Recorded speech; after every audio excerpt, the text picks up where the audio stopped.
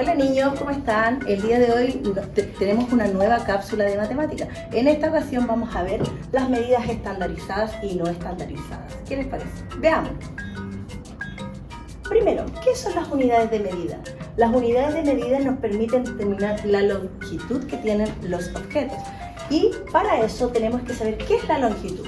La longitud es la distancia que hay entre dos puntos, por ejemplo, la distancia que hay entre mi casa y el colegio, o la distancia que hay entre la mesa y la puerta de la sala. Eso es la longitud. Ahora, nosotros la longitud la podemos medir de dos formas, mediante las medidas no estandarizadas y las medidas estandarizadas. ¿Cómo es esto? Tenemos las medidas no estandarizadas, las cuales son aquellas que medimos objetos con cualquier tipo de elemento. No siguen una norma o un patrón establecido, como por ejemplo las partes de nuestro cuerpo.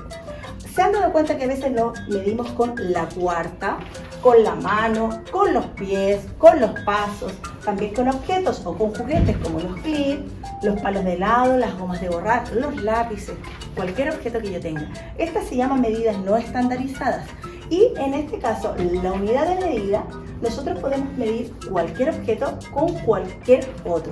Pero tenemos que tener claridad de que, por ejemplo, si estamos midiendo un cuaderno y lo medimos con palitos, la unidad de medida va a ser los palitos de helado que ocupemos.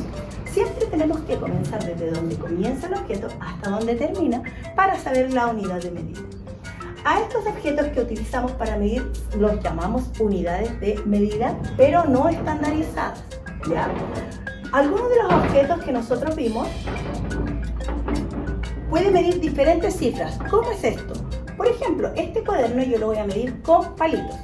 ¿Cuántos palitos mide este cuaderno? 2. Y en cambio, acá yo lo mido con clip.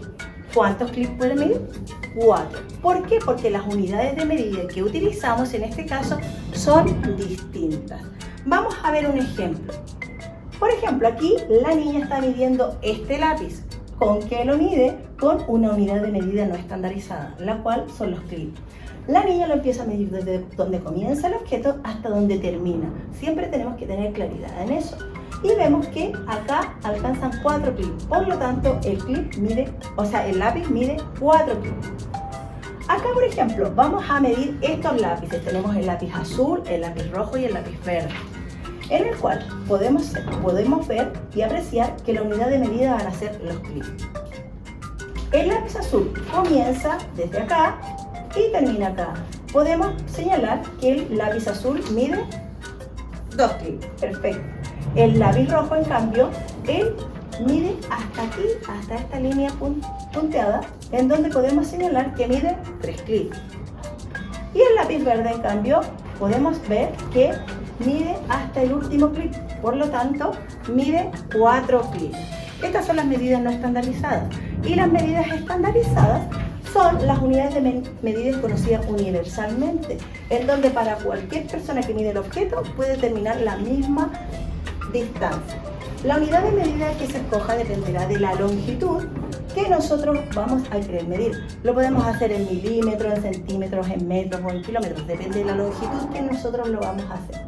Y existen diversos objetos, como por ejemplo, si medimos en milímetros, tenemos que tener claridad que con la regla es esta la distancia del milímetro y su sigla es m/m. Si lo hacemos con los centímetros, podemos utilizar la regla, siempre comenzar desde el 0 y llegamos hasta donde termina el objeto.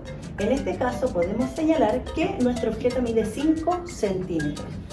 Y para medir el metro, nosotros tenemos la unidad de medida del metro, que su sigla es la M, en donde podemos usar la cinta métrica o la wincha. Y por ejemplo, nosotros medimos la medida del niño, en donde el niño mide 1,54 m. Veamos, por ejemplo, que puedo usar medidas con la regla o con la wincha. Para eso siempre tengo que tener la claridad de empezar desde el 0 y hasta donde termina. Lo mismo, por ejemplo, si yo quiero medir un objeto que es más largo, como la pizarra. En este caso aquí lo mediría con una regla en centímetros y acá con la wincha, que sería en metros. Tenemos que tener claro que el metro equivale a 100 centímetros. Vamos a ver un ejemplo en el cual María dice que la lana mide más de 7 centímetros. En cambio, Anita dice que la lana mide solo 7 centímetros. ¿Qué creen ustedes? ¿Quién tendrá la razón?